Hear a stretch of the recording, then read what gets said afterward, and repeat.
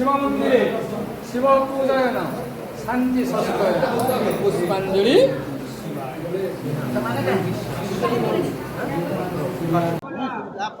আমি এখন চন্দনেশ্বর মন্দিরের সামনে দাঁড়িয়ে রয়েছি।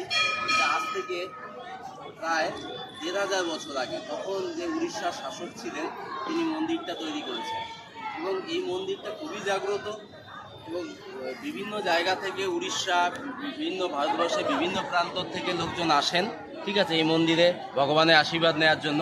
এবং দেখতে পাচ্ছেন যে এখানে বিভিন্ন রকম উড়িষ্যা শৈলী নিয়েই কাজকর্ম হয়েছে।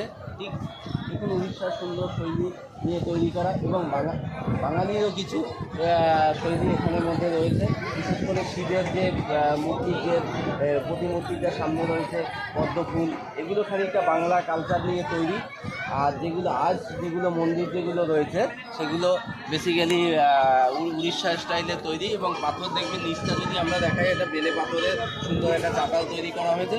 এবং এই মন্দিরের সর্বশ্রেষ্ঠ বৈশিষ্ট্য হচ্ছে আপনি কখনো এখানে এন্ট্রির জন্য কোনো পয়সা লাগে না এবং হচ্ছে খুব সুন্দর এখানকার যে পরিবেশ, এখানকার যে মানুষ এবং উড়িষ্যার যে শৈল্প সত্তা বা মানুষের যে সরলতা, যে ধর্মপ্রাণ, যে ব্যাপারগুলো খুবই সুন্দর। আপনি এসে উপভোগ করতে পারবেন, ভগবানকে দর্শন করতে পারবেন। এবং এরপরে আমরা যে গর্ভগৃহের ছবি এখানে আমরা দেখাবো এবং এখানে যারা পূজারী আছেন খুবই তারা কোঅপারেটিভ এবং আপনাকে কিভাবে পুজো দিতে হবে, কিভাবে এতে বিনা পয়সায় সম্পূর্ণ বিনামূল্যে এরা করে থাকেন।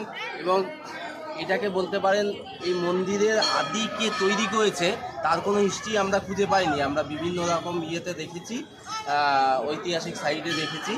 এটা এখানকার লোকের ধর্ম বিশ্বাস নিয়ে মন্দিরে পুজো দিতে আসেন এবং খুব সুন্দরভাবে মন্দিরের পরিবেশ তৈরি করেছেন। পিছনে পাশে একটা পুকুর আছে যেখান থেকে স্নান করে এসে লোক ইয়ে করেন এবং আশেপাশে আরও বিভিন্ন রকমের মন্দির আছে যেখানটাতে বিভিন্ন দেবতারা প্রতিষ্ঠিত।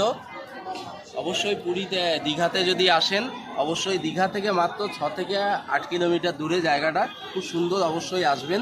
এটা কিন্তু বহু প্রাচীন মন্দির, এটা কোনো রাজনৈতিক মতাদর্শ নিয়ে তৈরি নয়, এটা সম্পূর্ণ মানুষের বিশ্বাস আবেগ নিয়ে তৈরি।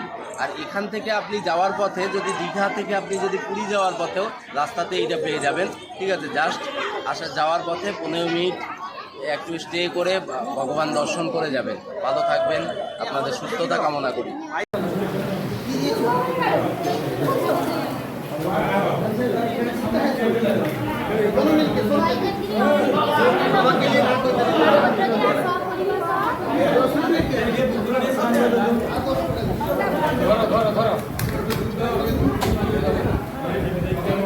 মহাদেব